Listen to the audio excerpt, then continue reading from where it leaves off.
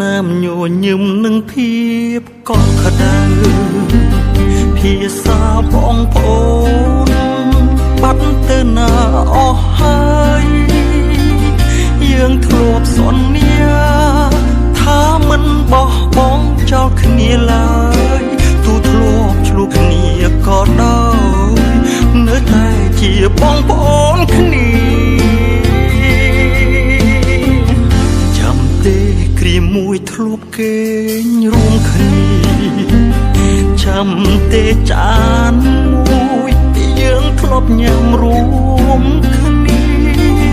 ដៃដ៏ស្រទន់ធ្លាប់ជួបទឹកភ្នែកលួងលោមគ្នាគ្រាន់តែរំកិលពេលលាតើក្តីស្រឡាញ់បាត់ទៅណាយូរប៉ុណ្ណាហើយដែលយើងដូចជាអ្នកដទៃអ្នកណាផ្លាស់ប្ដូរនិស្ស័យឲ្យលែងសើខ្វល់សុខទុក្ខគ្នាយូរប៉ុណ្ណាហើយតែយើងខានអគិស្មាគ្នាពេលនេះភ្នែកយើងសម្លឹង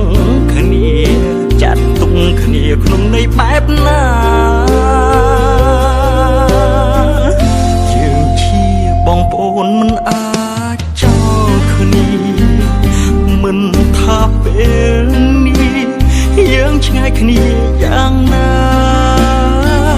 បើថ្ងៃមុនខំលើកលែងតួឲ្យគ្នាផងណាបងប្អូនគឺជាភាសាដែលស្ដាប់